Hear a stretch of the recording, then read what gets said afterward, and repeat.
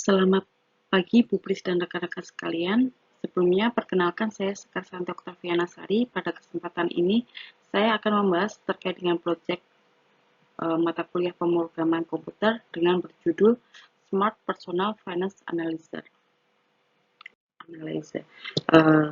Terdiri dari 4 bagian utama. Yang pertama ada latar belakang, yang kedua struktur data, ketiga implementasi program, keempat kesimpulan. Latar belakang saya membuat program ini karena banyak orang masih mencatat keuangan secara manual yang memiliki beberapa kekurangan, antara lain yang pertama kesulitan mengetahui pola pengeluaran karena tidak bisa melihat trend spending dari waktu ke waktu. Yang kedua, tidak bisa mengidentifikasi kategori terbesar karena tidak tahu harus hemat di pengeluaran yang mana.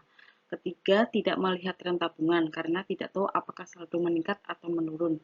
Keempat, tidak ada prediksi keuangan masa depan, sehingga sulit merencanakan target tabungan. Oleh karena itu, saya membuat program Python dengan tujuan untuk mengetahui sistem analisis tabungan dan juga prediksi keuangan. Adapun tujuan dan manfaatnya, yang pertama, mencatat transaksi harian, yang kedua, mengimplementasikan struktur data Python yaitu list dan dictionary, yang ketiga, menganalisis pengeluaran dengan menggunakan NumPy, keempat, visualisasi grafik dengan menggunakan Matplotlib, yang terakhir yaitu prediksi tabungan dengan machine learning. Manfaatnya, yang pertama, kita bisa mengontrol pengeluaran sehari-hari. Kedua, mengetahui pola penggunaan uang. Yang ketiga, mempermudah perencanaan keuangan. Yang keempat, memprediksi tabungan masa depan. Yang kelima, kita bisa mengetahui financial health analysis, apakah sehat, cukup, ataupun beresiko.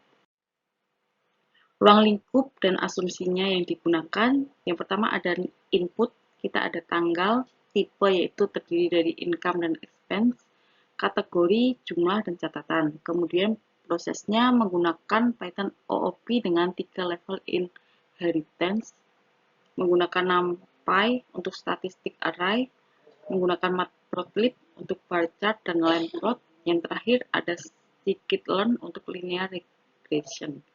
Outputnya, yang pertama ada laporan keuangan, kemudian grafik batang, ketiga prediksi saldo, keempat statistik pengeluaran, kelima grafik tren tabungan, keenam status kesehatan keuangan. Asumsinya kita menggunakan mata uang rupiah dengan transaksi kronologis setiap tanggal dan juga tren linear serta menggunakan library yang disebutkan pada proses tadi.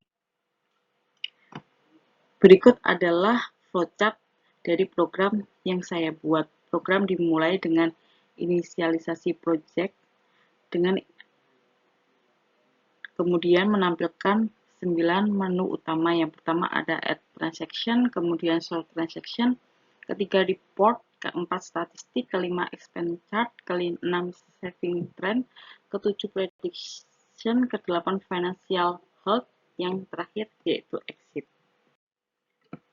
Struktur data terdiri dari 3 level inheritance. Yang pertama level 1 atau base class, yaitu merupakan terdiri dari financial record yang terdiri dari owner dan juga memunculkan show owner. Kemudian level 2 mid class, yaitu terdiri dari transaksi. Kemudian mewarisi dari financial record. Level ketiga yaitu finance analyzer yang mewarisi dari transaksi. Disinilah semua fitur analisis berada.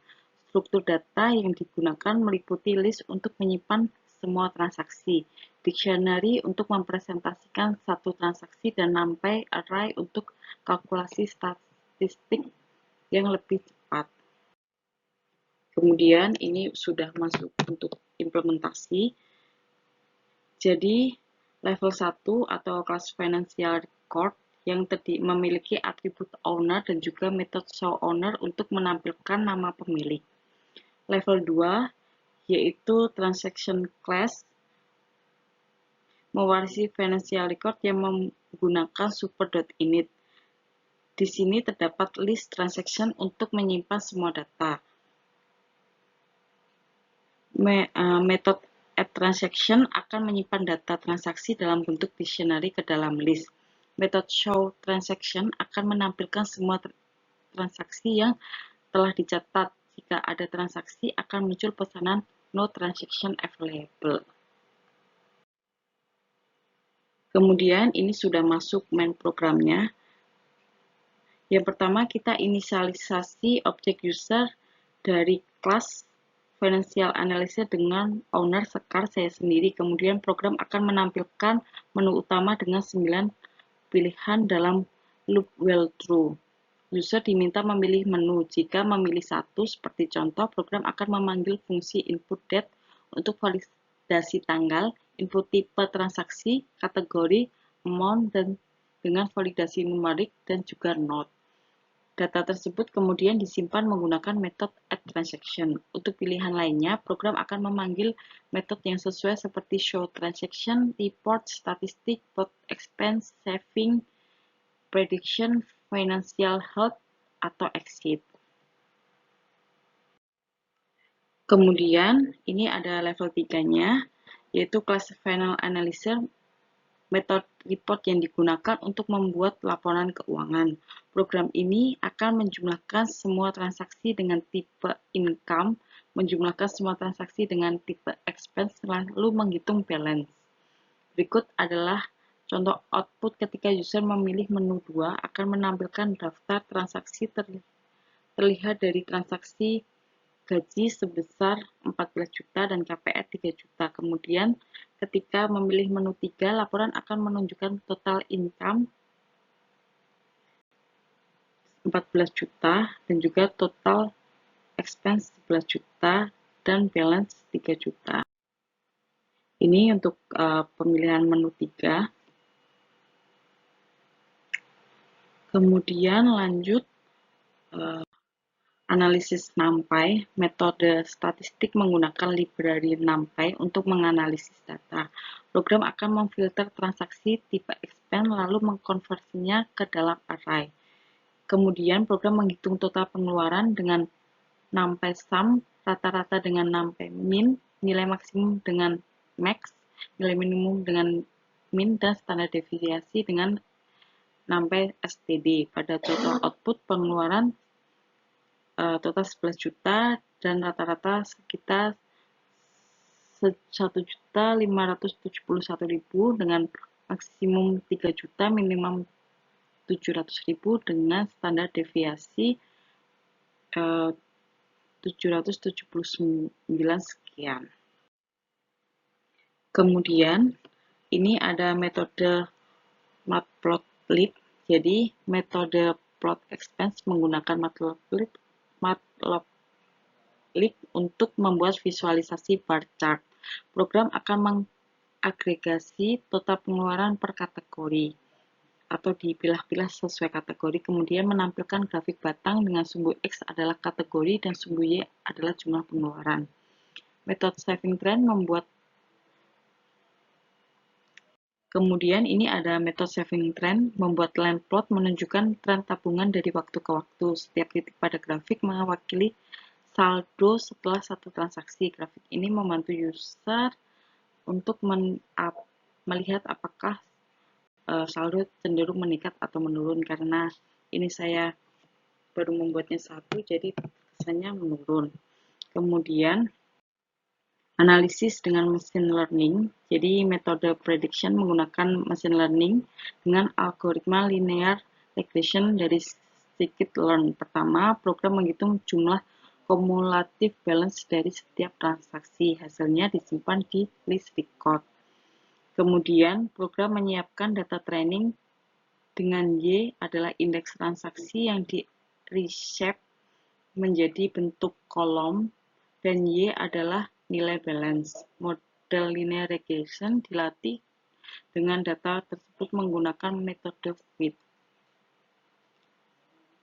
Terakhir, model memprediksikan balance untuk indeks berikutnya. Pada contoh output, prediksi future balance adalah 1,1496428.